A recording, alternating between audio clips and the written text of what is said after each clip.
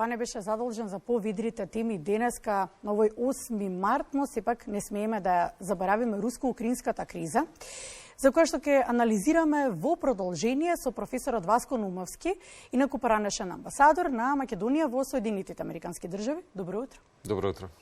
Професоре, разговараме на вистина една, можеби во ситуацијава најважната тема во светот, наспроти пандемијата која што е се уште активна. Заборавивме да зборуваме веќе за ковидот. Целиот фокус е кон Русија и Украина. Преговорите се во тек.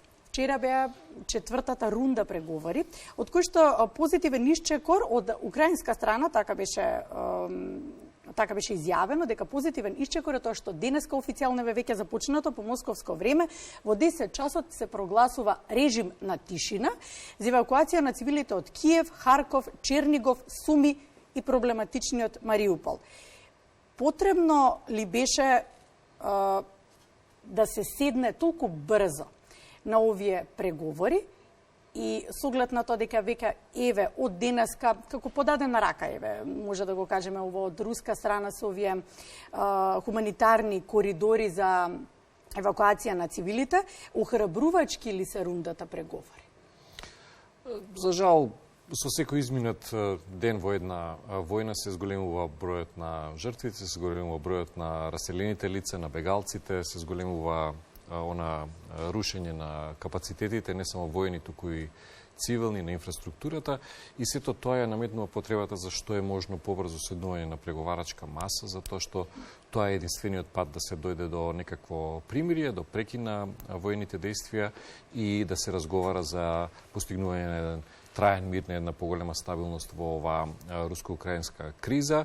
Имено во изминатите десетина дена ние бевме сведоци на веројатно најжестоките војни действија на европскиот континент после Втората светска војна, што покажува дека колку и да се трудиме, сепак постојат центри на моќ кои што се уште сметаат дека војната е начинот на решавање на проблемите, знаејќи дека апсурдот е во тоа што целта на секоја војна е да се постигне мир. Имено она што се случува сега во Украина ги враќа спомените на оние разрушувања во текот на Втората светска војна кај постарите генерации и треба да бидеме свесни дека сепак мирот, колку и да е посакуван, е една кревка работа која што многу брзо може да се наруши. Преговарачката маса е оној метод за постигнување на една стабилност со што ќе се овозможи најпрво евакуација на цивилите и подоцна со кревање на нивото на преговорите да се направи еден исчекор кон постигнување на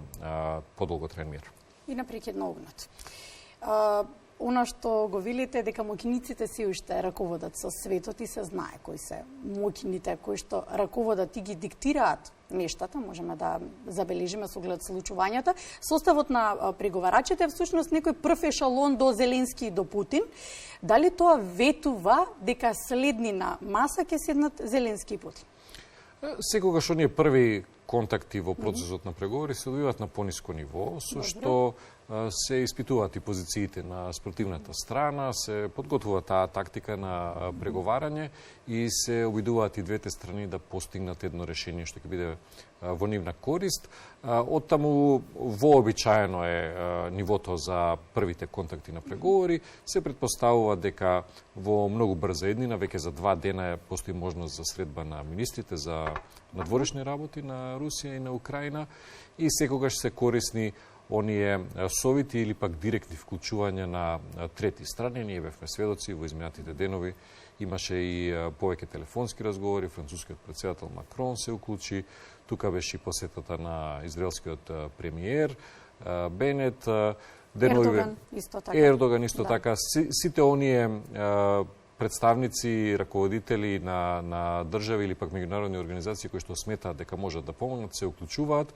И Народна република Кина има свое влијание, деновиве исто така се најавени повеќе контакти со представниците на државите членки на на НАТО од нивна страна, со што се зголемува бројот на заинтересирани страни што е можно побрзо да запре оваа криза, знаејќи дека што подолго трае кризата, подолги се и последиците и врз економијата на сите вклучени страни. Ние гледаме и оно што се случува. Веќе ги чувствуваме. Токму така, што се случува и кај нас е директна последица на овие глобални текови и оттаму со зголемување на бројот на заинтересирани страни за постигнување на мир се зголемуваат и шансите за реализација на таа идеја.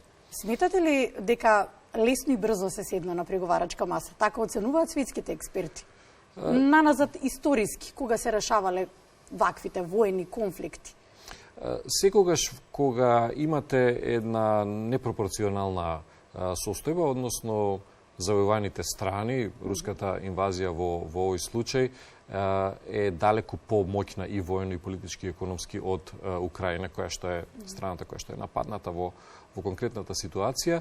Секогаш се тежне е да се седне на преговарачката маса што е можно побрзо, затоа што колку подолго време поминува без преговори, толку е поголем бројот и на жртвите, толку повеќе се уништува инфраструктурата и толку ќе биде потешко истата да се обнови откако ќе заврши војниот конфликт. И ако сега се сите фокусирани на војните действија, на напорите за прекин на огнот, секогаш оние кои што размислуваат на подолго рок гледаат и како тоа ќе изгледа откако војната ќе заврши, како сета таа инфраструктура ќе се обнови, како ќе изгледа украинската држава после овој конфликт, каква ќе биде не само резината економска ситуација, туку и политичко безбедносна ситуација, какви ќе бидат односите кои што ќе се градат со Руската Федерација, односите со Европската Унија, со НАТО, односот на Украина кон овие организации и така натаму. Добро, потребна е трета страна секогаш за да се реши ваков конфликт, со оглед на тоа што ви најавивте и во одговорот кажавте дека сега во четврток министерот за надворешни работи на Турција ги кани министрите за надворешни работи на Русија и Украина. Наназад години, со оглед историјата и она што вие го објаснувате и го анализирате, потребно е секогаш трета страна да ги среди работите, народски кажано? Кога се соочуваме со ситуација на две завојувани страни, особено ситуација како ова, каде што едната е далеку помоќна, како што споменавме, не постои можност за позитивен исход при директна комуникација само на двете страни. Оттаму сите овие трети страни се обидуваат да помогнат. Некои од страните кои што се обидуваат да се вклучат е поблиска до Русија, некои е поблиска до НАТО, државите членки.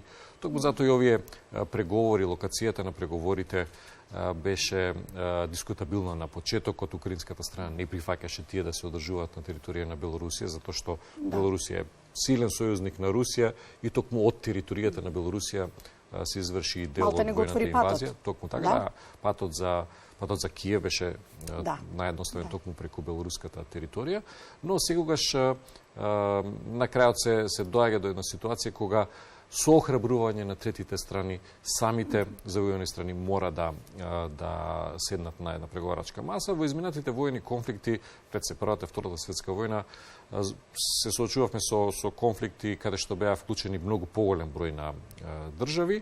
Во конкретниот случај ние сме ограничени на една ситуација за сега се надеваме дека ќе остане така, на една ситуација каде што Русија спроведува инвазија врз Украина и од територијата на Белорусија, така што за сега се само 3 држави директно вклучени во овој конфликт и се надеваме дека ќе превладае разумот и дека сите оние кои што сметаат дека мирот е подобар начин за решавање на проблемите ќе успеат, затоа што и најлошиот мир е подобар од најдобрата војна. Така е. Реални ли се барањата на Русија кон Украина, со оглед тие што јавно ги знаеме и јавно се кажани 3 барања, со оглед на тоа дека Украина, се извинувам, сака единствено само прекин на огнот и мир, наспроти 3 барања кои што јавно ги кажува Русија кон Украина. Се тоа реално ли? Кога сте соочени со инвазија од друга страна, приоритетот е постигнување на мир, заштита на животите на вашите граѓани и на се она што со децении, со векови се градело во една држава и во едно општество. Затоа Украина бара единствено мир и тоа е најважно за нив, додека пак руската страна е во една покомфортна позиција, имајќи предвид дека тие се страната што напаѓа во овој случај. Нивната најголема грижа е доближувањето на НАТО алијансата, доколку се спореди територијата на државите членки на НАТО пред 20 на години и денес, евидентно е колку НАТО се прошири кон исток.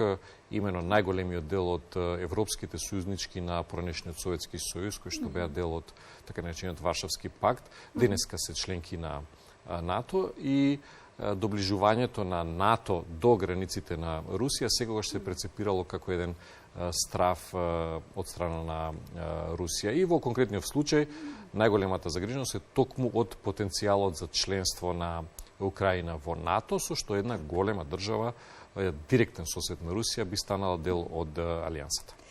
Добро, кога сме веќе на оваа тема, треба ли со поголема внимателност, еве така да се изразам, да се разгледа искористувањето на состојбата, хипотетички кажано, на Украина за влез во НАТО?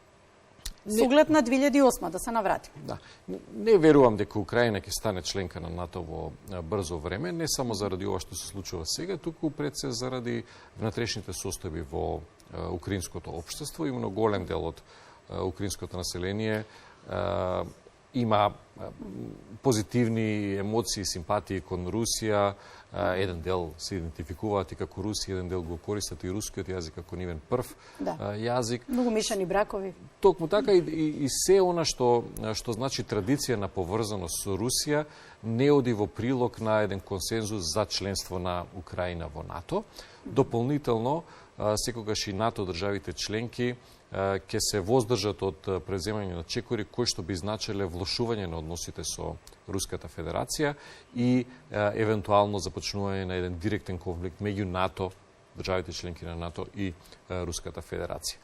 Знаејќи дека и Русија, како и секоја друга држава, се стреми да ги оддалечи сите можни потенцијални конфликти што подалеку од незините граници. Истото се случува и во државите од Кавказскиот регион, се случуваше и се уште се случува во, например, на територијата на Молдова и она што се случува во поглед на двете републики Донецк и Луганск е токму тоа оддалечување на можните конфликти од директните граници на Русија.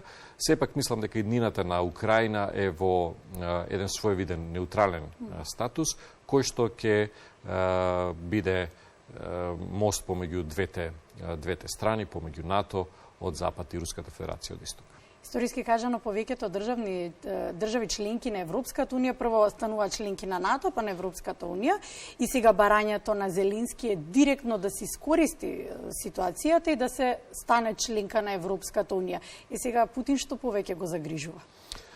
Повторно влегувањето во НАТО? Можното, да речеме. Што велите, не верувате дека ќе биде можно? Знаејќи дека најголем дел од државите членки на Европската унија, не сите, се и членки на НАТО, и самото членство во Европската унија би можело да претпоставува некаква загриженост за Русија, иако Европската унија не е воена алијанса и не представува никаква закана за стабилноста на Русија. Напротив, самата Европска унија има добри односи со Русија во областа на економијата, енергетиката и така натаму, и дури и во овие воени времиња гледаме дека тие канали пред се во поглед на енергенсите се уште не се загрозени и се одржуваат нормално, затоа што економскиот бенефит е и на двете страни. Украина би требало да се стреми кон подобрување на односите со Европската унија, но сепак да не забораваме дека и почетоците на конфликтот во Украина, оние внатрешни протести и немири започна токму со неуспехот да се ратификува спогодбата за асоциација помеѓу Украина и Европската унија, кога во суштина се создаде еден анимозитет и кон Европската унија и се влошија внатрешните односи во Украина. Сепак, членството во Европската унија не е нешто што може да се направи преку ноќ, иако постоја некои најави од страна на одредени европски политичари дека Украина може да се стави на една брза трака, набрзо дојда едни би рекол отрезнувачки изјави, дека сепак членството е нешто за што е потребно да се направат многу напори и многу реформи и би требало европските политичари да бидат повнимателни кога ја охрабруваат Украина дека е можно да се направи некаков брз начин за нејзино членство во Европската унија или пак дури и во НАТО, затоа што токму тие пораки ја доведоа Украина во ситуација каква што е сега, имено најавите дека тие можат да станат членка на НАТО, ги охрабрија украинските политичари кои што се поддржувачи на оваа идеја да бидат жестоки и во нивниот однос кон Руската Федерација, надевајќи се дека ќе добијат некаква поддршка, директна војна поддршка од НАТО во случај на воен конфликт, но НАТО алијансата претпоставува дека членките на НАТО ќе се вклучат во одбрана на држава која што е членка на алијансата. Украина не е членка на алијансата и затоа останатите, односно државите членки на НАТО, немаат основ да реагираат директно во овој конфликт. Сега дефинитивно нашето барање за членство не е преку ноќ. Дали можеби оваа состојба ќе се рефлектира позитивно кон заспаниот некако процес за членство на Македонија во Европската унија? За жал, историски гледано... Очекува ли такво нешто? Да, историски гледано ние сме во една ситуација кога самата Европска унија најдобро реагира и се освестува кога ќе се појават кризи поврзани со безбедноста. Така беше и во раните 90-ти години, кога Европската унија се разбуди и одеднаш виде дека во поранешна Југославија во незината непосредна близина се појавуваат воени конфликти, така и сега Европската унија е соочена со најголемиот безбедносен предизвик од собственото основање и веројатно оваа ситуација ќе го врати проширувањето повисоко на агендата на Европската унија, затоа што објективно проширувањето не е на врвот на агендата во изминатите години, знаејќи дека колку подолго се одолжува периодот без членство на државите од Западниот Балкан во Европската унија, толку се поголеми шансите за појавување на некаков нов конфликт и за дестабилизација, затоа што самата европска идеја, колку и да сме ние како општество и како граѓани можеби разочарани од Европската унија, самата европска идеја претпоставува стабилност. Тоа е нешто што е заедничко за сите држави од регионот и конечната стабилизација на Балканот на долг рок ќе дојде со целосно вклучување на овие држави во самата Европска унија. Затоа што и самиот проект за обединување на Европа е нецелосен без државите од Балканот. Оттаму верувам дека еве сите овие напори и на француското претседателство во првите месеци од оваа година, во првата половина од оваа година, ќе вродат со плод и дека некаде на крајот на нивното 6-месечно претседателство ќе имаме една ситуација кога што ќе може да се донесе одлука за почеток на преговорите, не само на Македонија и Албанија, туку и соевиден напредок во однос на статусот и на други држави. Добро, ставена ли во знак прашалник безбедноста на Западен Балкан? Секогаш кога имате безбедносни ситуации во поширокото соседство, секогаш постои опасност. Навидум Украина е далеку, но да не заборавиме дека една Бугарија, која што е наш директен сосед, излегува на Црното море и е многу близко и географски, и е поврзана и на многу други начини и со Руската Федерација и излегува на Црното море, кое што е една од териториите клучни за разрешување на овој воен конфликт.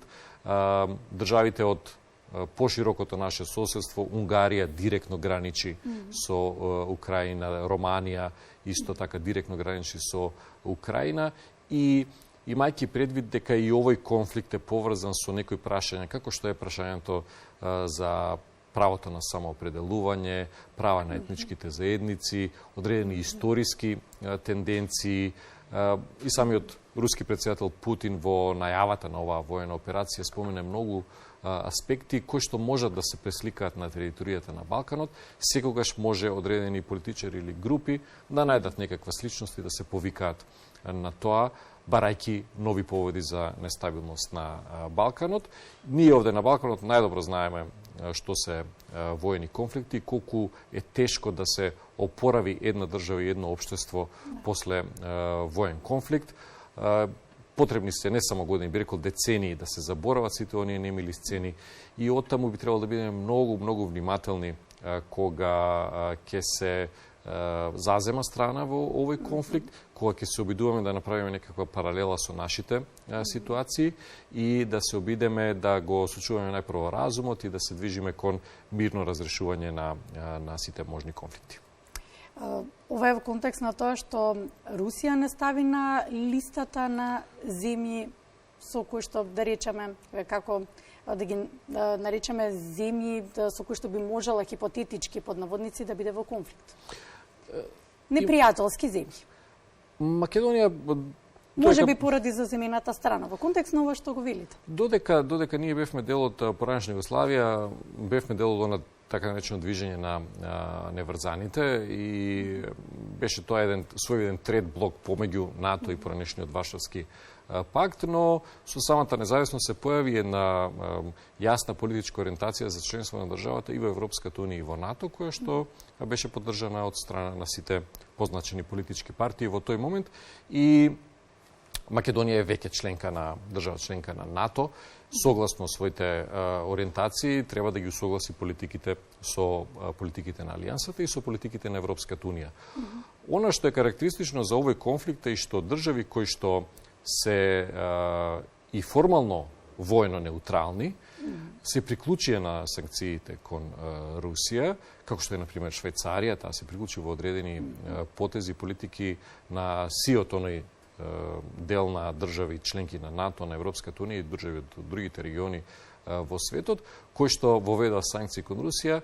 Имаше една исклучително интересна аргументирана расправа и во Обединетите нации, каде што токму Русија, Руската Федерација е постојан член на Советот за безбедност, тело кое што е задолжено за одржување на светскиот мир. Значи, од една држава чијата задача е да го одржува светскиот мир, ние доживуваме една војна агресија врз независна држава членка. Секогаш може да се најдат некакви паралели и оправдувања во минатото, во поглед на прекршување на меѓународното право. Никој не е толку невин колку што сака да се представи. Ние имаме десетици интервенции на држави со цел нарушување на територијалниот интегритет на други помали држави во разни региони од светот, предизвикани од повеќе држави. И секогаш кога нешто се случува далеку од нас, ние веројатно сме повеќе игнорантни кон таа ситуација. Имајќи преди дека Украина е многу поблиску до нас, сме пофокусирани на тоа и во тој контекст би требало да се гледа и она што ние како држава го преземаме. Секако ние како општество, како граѓани имаме многу причини да бидеме разочарани, демотивирани, потиштени од се она што ни се случувало во изминатите 30 години, би рекол, и во односите со Европската унија и со одредени поединечни држави членки и на Европската унија и на НАТО, но сепак не треба да заборавиме дека почитувањето на меѓународното право е нешто со кое што не треба да правиме компромиси, а во овој случај ние имаме едно директно кршење на територијалниот интегритет и суверенитетот на независна држава, тоа е Украина, и не би требало да имаме никаква толеранција кон тоа, не би требало да правиме компромис со сопствените принципи. Професор, остана неодговорени прашања, но можност и прилика да се видиме повторно. Се согласувам.